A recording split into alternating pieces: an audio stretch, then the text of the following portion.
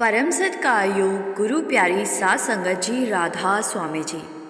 सात संगत जी, आज जो सच्ची घटना मैं आपको सुनाने जा रही हूँ, ये बात किसी और की नहीं बल्कि मेरी खुद की देवरानी के बड़े भाई की है। ये बात उनके साथ कुछ साल पहले ही घटित हुई थी। जब आप इस बात को सुन लेंगे तो आपको पता चलेगा कि अगर आपने नामदान नहीं भी लिया लेकिन बाबा जी पर अटूट विश्वास रखते हो तो बाबा जी कैसे हमारी संभाल करते हैं। और बाबा जी खुद एक सत्संगी और काल के बीच दीवार बनकर खड़े हो जाते हैं। आपसे मेरी सिर्फ यही विनती है जी, अगर आपको ये वीडियो अच्छा लगे तो कमेंट में राधा स्वामी ज़रूर लिख दीजिएगा। सात संगत जी, ये बात मेरी देवरानी ने मुझे हाल ही में बताई।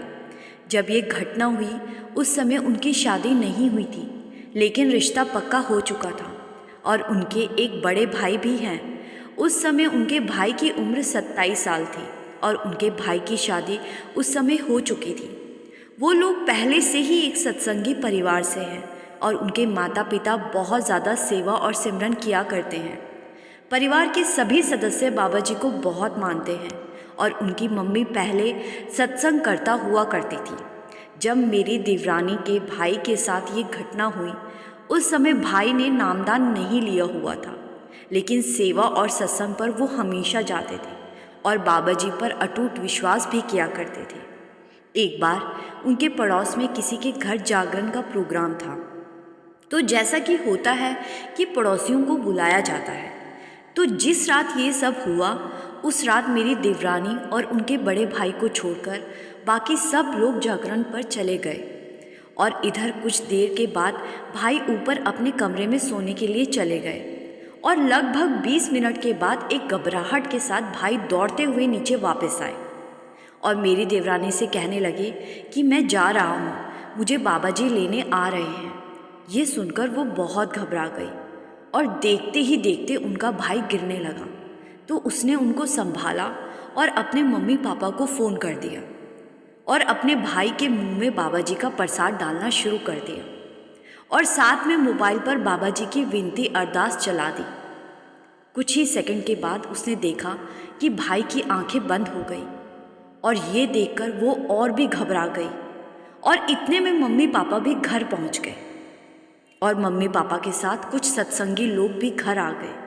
और जब उन्होंने भाई को हाथ लगाकर देखा तो पाया कि वो एकदम ठंडा हो चुका था।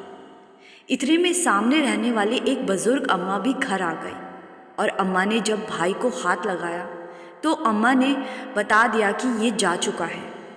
ये देखकर सब रोने लगे कि ये अचानक क्या हो गया, अभी कुछ मिनट पहले तो ये बिल्कुल ठीक था और अब अचानक ऐसा कैसे हो सकता है।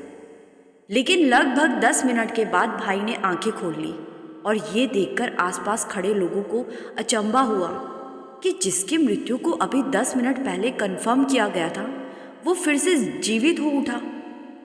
जब वो उठे तो उन्होंने जो कुछ बताया वो सारी संगत से मेरी विनती है जी कि बड़े ही ध्यान से सुनना जी। उनसे पूछा गया कि जब आप ऊपर सोने गए थे तो एकदम ऐसा क्या हो गया था जो आप नीचे घबरा कर आए और यहाँ गिर गए। तो उन्होंने बताया कि जब मैं ऊपर सो रहा था तो अचानक मुझे लगा कि कोई मुझे मेरे अंदर से खींचने की कोशिश कर रहा है। मुझे समझ नहीं आ रहा था कि वो कौन है। जब मैंने उस चीज़ से पूछा कि तुम कौन हो और मुझे क्यों खींच रहे हो, तो वो बोला कि मैं काल हूँ और तेरा समय 27 साल ही था जो अब पूरा हो गया है, इसीलिए मैं तुझे लेने आया हूँ। और इसके बाद वो मुझे ज़बरदस्ती अपनी ओर खींचने लगा। जब वो मुझे साथ ले जाने के लिए अपनी तरफ खींच रहा था तो मैंने देखा कि सामने दीवार पर लगी बाबा जी की तस्वीर में से बाबा जी खुद मुझे बार बार कह रहे थे कि तू नीचे जा, अभी के अभी नीचे चला जा। लेकिन उस समय मैं खुद को बंधा हुआ महसूस कर रहा था। बाबा जी ने फिर से मुझे बोला और इस बार मेरा हाथ बाबा जी ने पकड़कर मुझे नीचे की ओर जाने के लिए धकेला और मैं फटाफट नीचे आ गया और मेरे पीछे पीछे काल भी नीचे आ गया। और जब मैं नीचे आकर लेटा तो मेरी बहन ने मेरे मुंह में बाबा जी के प्रसाद के दाने डालने शुरू किए। जैसे वो मेरे मुंह में प्रसाद डाल रही थी तो उस समय काल अपने आप मुझसे दूर होता जा रहा था और जैसे ही वो रुकी तो काल फिर से मेरी ओर झपट पड़ता और जब उसने प्रसाद डालना बंद किया तो काल ने मुझे पकड़ लिया और मेरा एक हाथ काल ने पकड़ा और मुझे ले जाने लगा। लेकिन मैंने देखा कि मेरा दूसरा हाथ बाबा जी ने पकड़ रखा है। काल कहने लगा कि इसका समय पूरा हो गया है, इसको अब जाना ही होगा, ये हमारी रूह है। लेकिन बाबा जी बीच में दीवार बनकर खड़े थे और काल से बाबा जी ने कुछ बात की जो मुझे नहीं पता और मुझे काल से छुड़वाकर मेरे हाथ पर 67 लिख दिया और मुझे कहा गया कि तुमको डेरे जाकर मास्टर पूरन सिंह जी से मिलना है, जितनी जल्दी हो सके डेरे चले जाना। इतने में मेरी आंख खुल गई और मैंने आप सबको अपने सामने खड़ा देखा। साध संगत जी, जब ये सारा वाक्य भाई ने वहाँ खड़ी संगत को जब बताया तो सबकी आंखों में आंसू आ गए और उसी समय भाई को अस्पताल ले जाया गया और वहाँ आईसीयू में रखा गया। लेकिन भाई बार बार एक ही बात बोल रहे थे कि मुझे डेरे जाना है और मास्टर जी से मिलना है।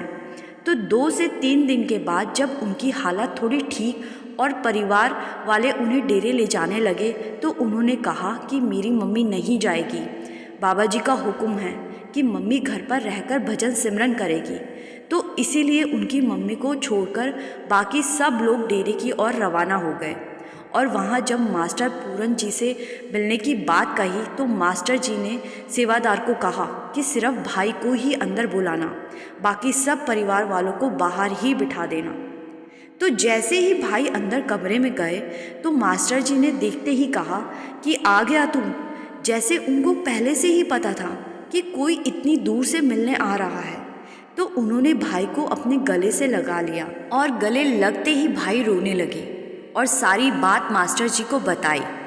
मास्टर जी कहने लगे कि मुझे सब पता है बेटा, तू चिंता ना कर, बाबा जी ने तेरे हाथ पर 67 लिख दिया है, अब काल तेरा कुछ नहीं बिगाड़ सकता और तुझे एक और जीवन जो कि 67 साल तक होगा वो मिल गया है।